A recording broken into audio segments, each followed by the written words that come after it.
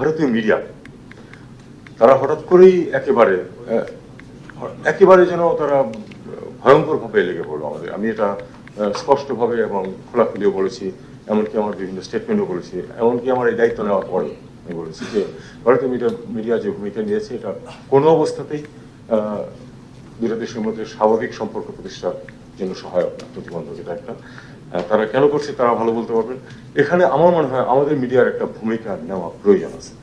আমি বলি না যে ভারতীয় মিডিয়াকে ফলো করুন, না, ওরকম রিয়াকশন আমরা চাই না, কিন্তু সে তারা যে ভারতীয় মিডিয়াতে যেসব মিথ্যাচার হচ্ছে সেগুলিকে তুলে নিয়ে আসা, আমরা জানি যে এটা কিন্তু প্রচুর ওই যে ট্রুথ চেক করার যে ব্যবস্থা আছে, সেখানে কিন্তু একেবারে প্রমাণিত যে অনেকগুলি বক্তব্য তারা সম্পূর্ণ মিথ্যা দিচ্ছে।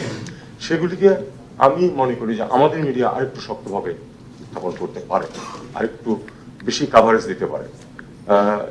যখন একটা স্টেটমেন্ট পররাষ্ট্র মন্ত্রণালয় থেকে হয় সেটা কিন্তু প্রথম পেজেই আসা উচিত, ভিতরের পেজে না।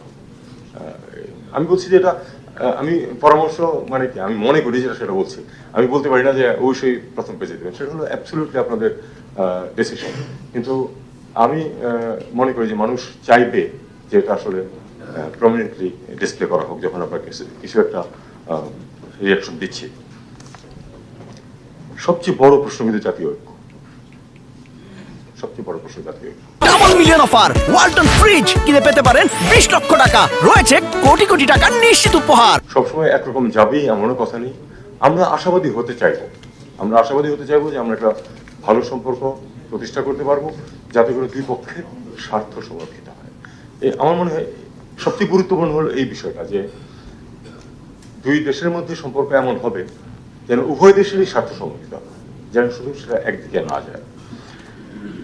আমরা সামনে যেগুলি প্রতিবন্ধকতা এই মুহূর্তে দেখতে পাই এবং আমাদেরকে যেটা নিয়ে ইতিমধ্যে কাজ করতে হচ্ছিল আগে থেকে এখনো হচ্ছে, সেটা যেমন ধরুন পানি সমস্যা আমাদের আছে, স্থানীয় কোনো অগ্রগতি হয়নি, আমরা চাইবো যে অগ্রগতি হোক।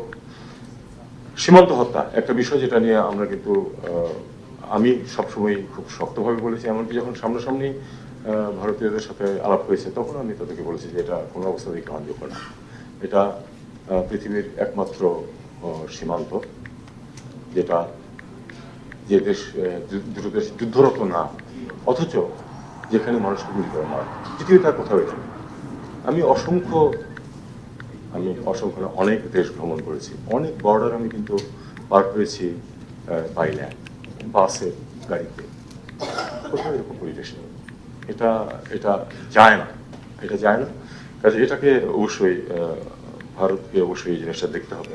এটা একটা শক্ত প্রতিবন্ধকতা এবং এটা খুব সহজে দূর করা সম্ভব। আসলে এই ধরনের গুলি করে মানুষ মারার কোনো প্রয়োজন নেই।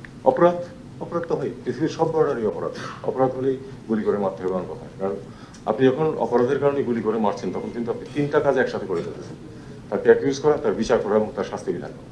এটা তো আপনার কাজ না। আপনি যদি মনে করেন যে অপরাধ হচ্ছে তাকে ধরুন, আপনার দেশেই আইনের কাছে সুপর্দ করুন, তারা বিচার করুক, শাস্তি দিক, কোনো অসুবিধা নেই।